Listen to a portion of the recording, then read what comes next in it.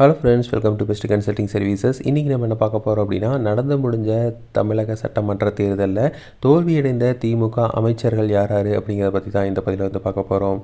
நடந்து முடிஞ்ச தமிழக சட்டமன்ற தேர்தலில் தாவேகா, அதாவது விஜயோட கட்சி அமோகமாக வந்து வெற்றி பெற்றிருக்காங்க. 108 இடங்களை வந்து கைப்பற்றியிருக்காங்க. தனிப்பெரும்பான்மையோட ஆட்சி அமைக்கிறதுக்கு உண்டான இடங்களை வந்து பெறல அப்படின்னாலும் ஒரு புதிய கட்சி இந்த அளவுக்கு வந்து இம்பேக்டை க்ரியேட் பண்ணியிருக்கிறது ரொம்பவே வந்து ஆச்சரியமாக வந்து பார்க்கப்படுது.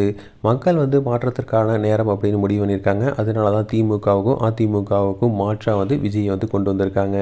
விஜய் வந்து நல்லது பண்ணுவார் அப்படின்னு நம்ம நம்பியிருக்காங்க. ஸோ கண்டிப்பாக அவர் நல்லது பண்ணாரா ரொம்ப சந்தோஷமாக இருக்கும். இந்த நிலையில் திமுகவோட அமைச்சர்களே வந்து நிறைய பேர் வந்து தோல்வி அடைஞ்சிருக்காங்க. ஸோ அவங்க யாராருன்னு பார்த்தீங்கன்னா, ஃபஸ்ட்டு வந்து ஸ்டாலின், அதாவது ஒரு முதல்வர் வேட்பாளர், முன்னாள் முதலமைச்சரே வந்து தோல்வி அடைஞ்சிருக்காரு குளத்தூர் தொகுதியில். அடுத்தது துரைமுருகன் காட்பாடி தொகுதியில் வந்து தோற்றிருக்காரு. ஆல்ரெடி வந்து லாஸ்ட் டைமே வந்து கடைசி நேரத்தில் தான் வந்து துரைமுருகன் வந்து வின் பண்ணார். ஸோ அதுவும் வந்து இப்போது அந்த தொகுதியிலேயே வந்து மறுபடியும் தோற்றுருக்காரு. அடுத்து வந்து மதுரை மத்தியில் பழனிவேல் தியாகராஜன் தோற்றுருக்காரு.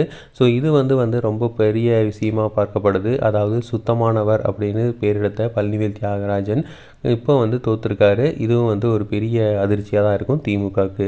அடுத்து தூத்துக்குடியில் கீதா ஜீவன் தோற்றுருக்காரு. அடுத்தது வந்து மதுரை கிழக்கில் வந்து மூர்த்தி தோற்றுருக்காரு. ராணிப்பேட்டையில் ஆர் கார்த்தி, சைதாப்பேட்டையில் மா சுப்பிரமணியம் வந்து தோற்றுருக்காரு. மா சுப்பிரமணியம் பார்த்திங்கன்னா சுகாதாரத்துறை அமைச்சராக இருந்தார். நிறைய ஆக்டிவிட்டீஸில் இவர் வந்து பங்கேற்றிருந்தார். ஸோ அப்படி இருக்கிறப்பவும் வந்து இவரை வந்து மக்கள் வந்து தோற்கடிச்சிருக்காங்க.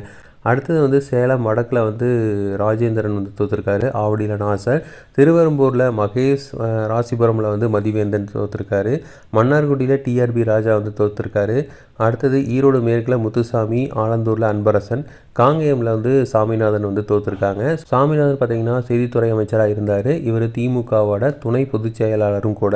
அப்படி இருக்கிறப்ப அவரே வந்து அங்கே தோற்றுருக்காரு. இவங்கெல்லாம் பார்த்தீங்க அப்படின்னா 15 அமைச்சர்கள் வந்து கிட்டத்தட்ட 30 அமைச்சரில் 15 அமைச்சர்கள் வந்து தோல்வியை வந்து தெளிச்சிருக்காங்க. இதில் வந்து ரொம்ப முக்கியமான விஷயம் என்ன அப்படின்னா, ஸ்டாலினே வந்து தோற்றது தான் வந்து ரொம்ப முக்கியமான விஷயம்.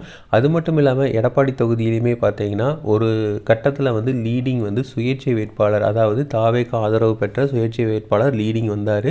அதுக்கப்புறம் அவரை வந்து பின்னுக்கு தள்ளி 30,000 ஓட்டு வித்தியாசத்தில் எடப்பாடி வந்து வின் பண்ணிட்டார். அப்படின்னாலும் ஒரு முதலமைச்சர் கேண்டிடேட்டை ஒரு பின்னுக்கு தள்ளுறது அப்படிங்கிறது ஒரு பெரிய விஷயம். ஸோ அந்த அளவுக்கு ஒரு மாற்றத்தை வந்து தமிழ்நாட்டில் வந்து விஜய் வந்து ஏற்படுத்தியிருக்காரு. ஸோ இது வந்து ஆரோக்கியமான எதிர்காலம் அமையணும் அப்படிங்கிறதான் நம்ம எல்லாத்தோட நம்பிக்கையாக இருக்குது. ஸோ அது அமையுங்கிறத நம்பலாம். இதே மாதிரி இன்ஃபர்மேஷன் உங்களுக்கு தொடர்ந்து வேணும் அப்படின்னு எங்கள் சேனலை சப்ஸ்கிரைப் பண்ணுங்கள். தேங்க்யூ.